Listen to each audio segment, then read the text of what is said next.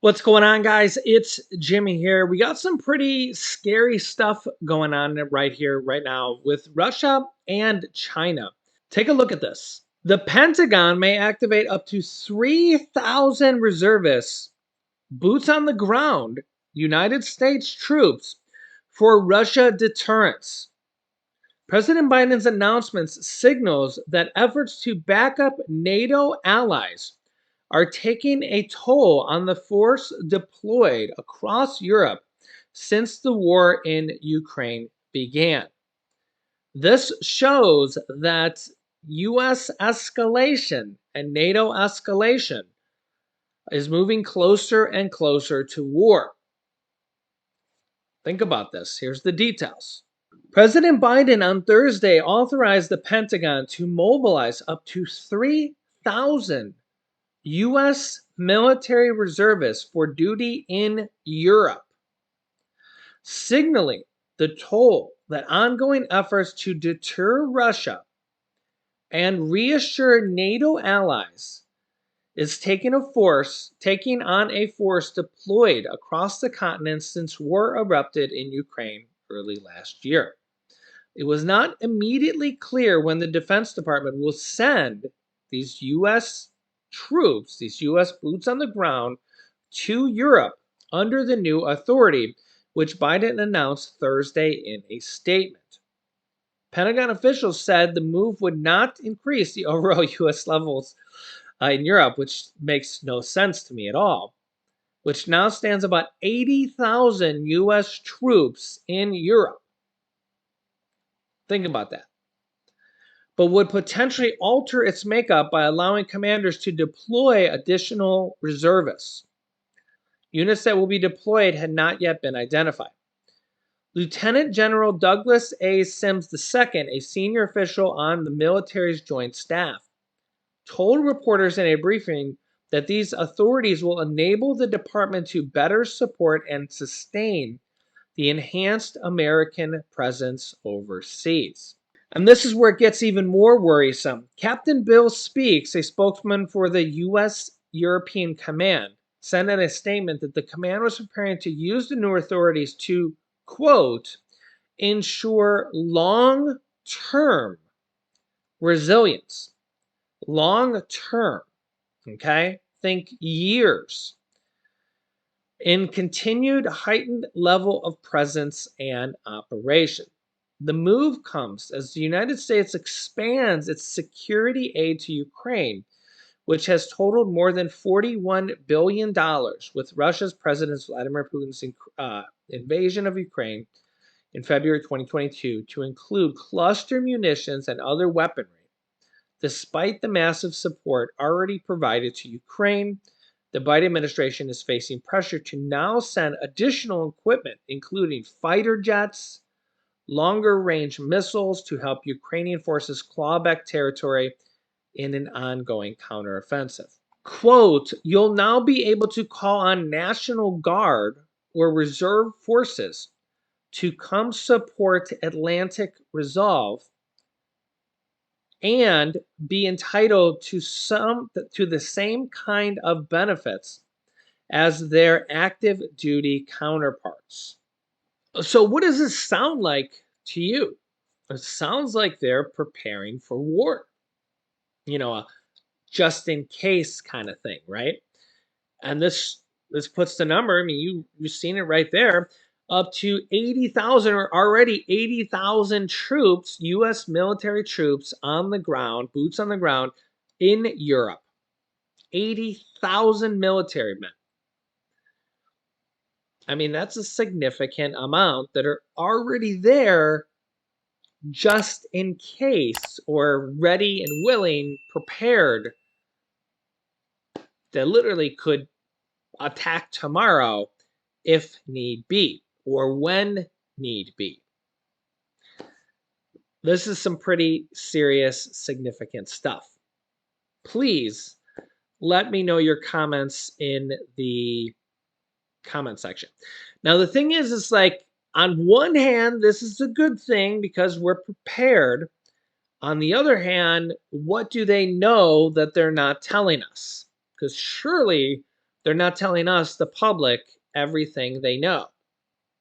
So it is very concerning. On the other hand, here is Senator Mark Warner with his concerns about China. Obviously, Russia and China and maybe North Korea, the top concerns here today. Listen to what he has to say. You spoke yesterday about China's aggressive intelligence community. Well, here's some evidence of what they've been doing in terms of cyber. How serious is the damage, and how well defended were we? And it was unclassified emails, by the way, I should point out, according to all the reports. It was unclassified. Well, Andrea, it feels like every 6 months or so we have a major hack, and so much of this is coming either from China or Russia. It was a few years back, it was hacking into all the Office of Personnel Management, all the current and former federal employees. Then it was Equifax, 150 million Americans' personal information. Hacked the Colonial Pipeline, created a gas shortage on the East Coast. Hacked other systems around the country. And, there's 3 lessons we ought to take about this. One is that, all of us have an obligation to do better cyber hygiene. And that means, don't click on a link you don't know. That means turn your phone off, turn the power off so it resets once every 24 hours. Make sure you do the upgrades. That's, kind of basic 101. 2, we need to implement. We passed a bill, it became law a year ago, that said when the private sector is hacked, you got to tell the government. And Microsoft did that, not because we want to penalize somebody, because 85% of the infrastructure is in the private sector, and we need to share that, because if they find a vulnerability, we've got to warn other sectors in the private sector. And frankly, it's taken 5 years to implement this bill that passed the law a year ago. That's crazy. And third is, we got to realize, particularly China and Russia, but China is very, very aggressive on not only hacking into senior leadership, but they steal $500 billion a year of intellectual property. I think what Secretary Blinken, Secretary Yellen are trying to do, we got to engage with the Chinese government. There are things where we have to cooperate, but we do have to realize this is the Communist Party of China has a goal of trying to not only hurt our economy, but in many ways hack into all of our systems. And the timing of this is really suspicious or auspicious, because it happened, we believe, after the balloon incident in February and before the May efforts to try to restart relations, where Secretary Blinken was getting ready to go, and they were obviously, I'm sure there were a lot of unclassified emails about these trips and planning.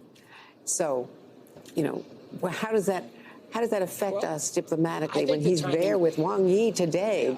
Today they had a photo op. I think the timing was actually, the discovery was more into the June timeframe. But regardless, we've got this dual track.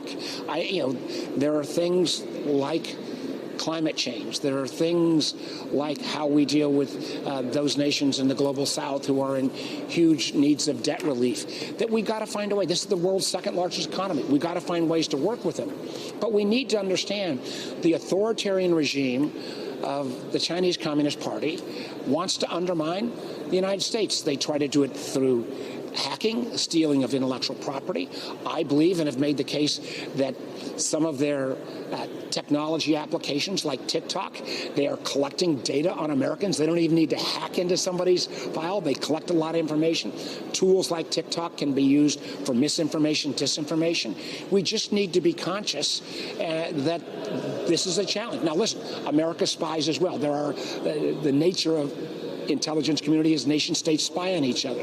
China, though, is so aggressive in a whole series of these technology domains outside the normal realm of what's viewed as kind of classical spying, and they are, we've seen this in the wireless communications with their Huawei equipment provider, they are a worthy competitor and in some case adversaries in series of technology domains. And if they can gain more information from hacking our systems, they're going to do it.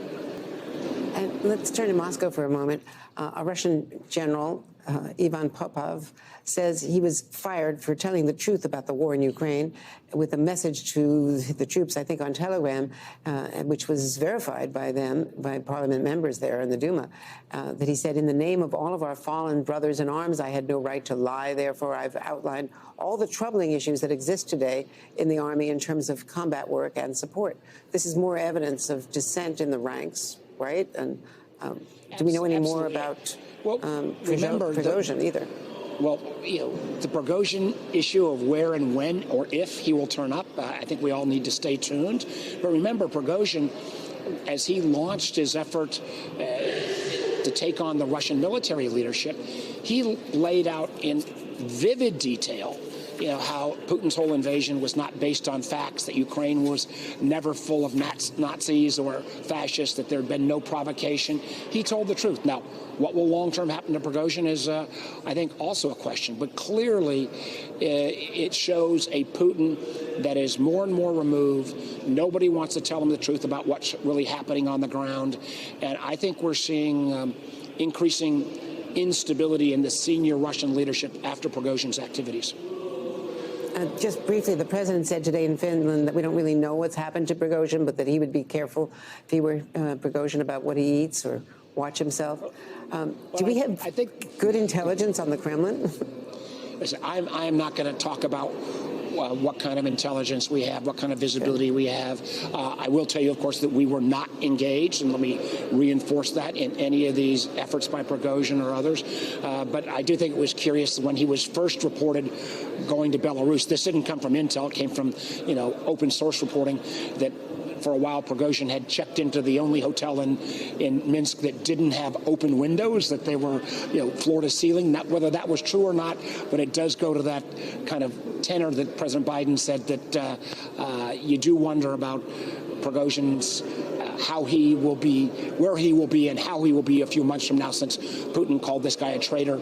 And by no means should we somehow have overly sympathy for Prigozhin. Prigozhin was the guy that led the hacking into our 2016 elections with the so-called Internet Research Agency in St. Petersburg. He is under indictment in our country. So this is not a good guy either. He was willing to tell the truth about Putin's folly in Ukraine, though. Yeah, so you can see here multiple top leadership in Russia openly questioning Putin's leadership, even questioning the reason they started the war. I mean, realistically, I think there's a lot of people like me that think Russia started the war just to take over the land. I mean, if you're a realist, you think they just want to take over the land. They want to put back the old USSR. They want to put back old Russia. They want to take over the land. They want to take over the resources. I think that that's a common sense approach. You can let me know your thoughts in the comments, but I mean, it's that's the old age war approach. Take over countries because you want land. You want to make your control bigger and larger, right? For whatever other reasoning you come up with, it is what it is, right? So let me know your thoughts here in the comments. I'll keep you up to date here with everything going on here around the world on a daily basis. If you haven't yet, click the subscribe button down below and the bell icon so you don't miss out on any new videos.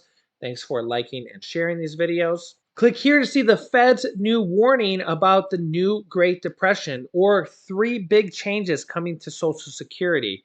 Thanks for watching, guys, and I'll see you in the next video.